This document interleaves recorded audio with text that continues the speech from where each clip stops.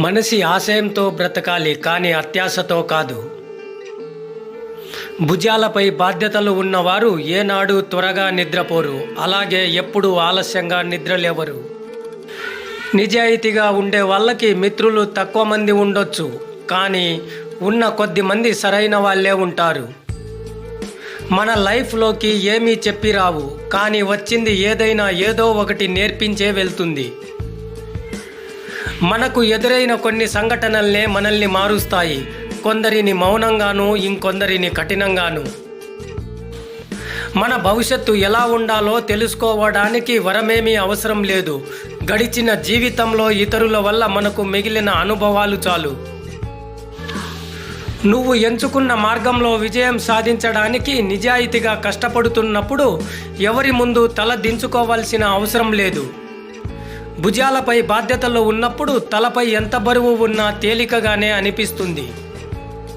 ముక్కుసూటిగా మాట్లాడి ఒంటరితనంలో అయినా రారాజుగా బ్రతుకు, కానీ అబద్ధాలతో కూడిన బంధానికి బానిస అవ్వద్దు. కోపంలో నువ్వు ఒకరిని ఒక మాట అనే ముందు కొంచెం ఆలోచించు, ఎందుకంటే ఇచ్చిన వస్తువునైనా తీసుకోగలమేమో కానీ అన్న మాటని మాత్రం వెనక్కి తీసుకోలేం. ఇది బాగా గుర్తుపెట్టుకో, మనకు విలువ ఇచ్చే వాళ్ళకే మనం విలువ ఇవ్వాలి. విలువ ఇవ్వని వాళ్ళని అస్సలు పట్టించుకోవద్దు, వాళ్ళు ఎంత తోపైనా సరే. అస్తమించిన సూర్యుడు తిరిగి ఉదయించడం ఎంత నిజమో, పోరాడి ఓడిన వారు తిరిగి ఏదో ఒక రోజు గెలవడం అంతే నిజం. పడిపోవడం తప్పు కాదు, పడిన చోటే ఉండిపోవాలా, పైకి లేచి అందనంత ఎత్తుకు ఎదగాల అనేది మన చేతుల్లోనే ఉంటుంది.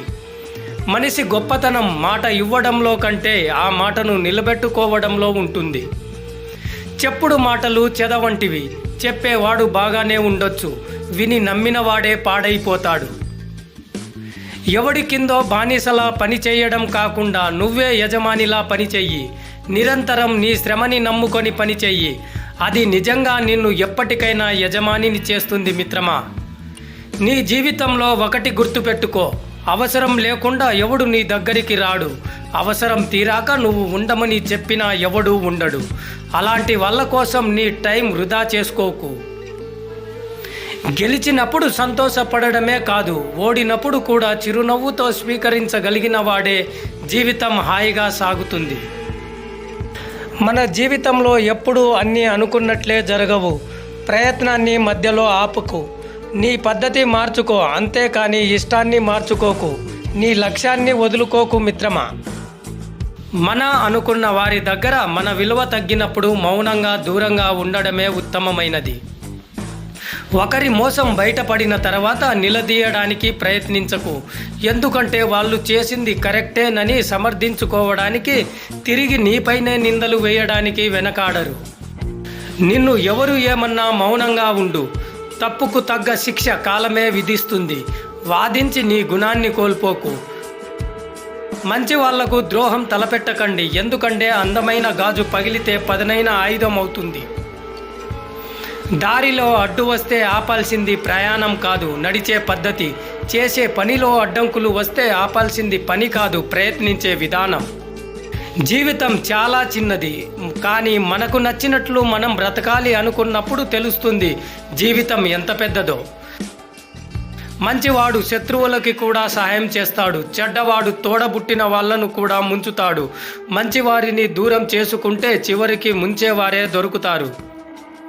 ఏ బంధమైనా కోపంతో దూరమైతే కోపం తగ్గాక మళ్ళీ దగ్గరవుతుంది.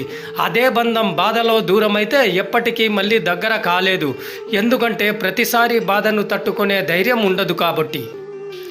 శత్రువుకే కాదు, మిత్రుడికి కూడా సీక్రెట్స్ చెప్పకు. టైం వచ్చినప్పుడు వాడు కూడా శత్రువులాగానే నీతో ప్రవర్తిస్తాడు.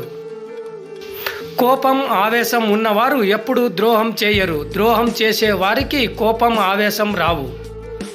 ఒక రాయి పగిలేది చివరి సమ్మెటతో, అంత మాత్రాన తొలి సమ్మెట పోటు వృధా అయినట్లు కాదు. అన్ని సమ్మెట పోట్ల మొత్తమే రాయి పగలడానికి కారణం. నిరంతరం కృషి ఫలితమే విజయం. గుర్తుపెట్టుకో మిత్రమా, సలహాలు ఊరికే రావు, వీలైతే ఒక లైక్ ఖర్చు చేయొచ్చుగా. Please subscribe our YouTube channel and thank you for watching video.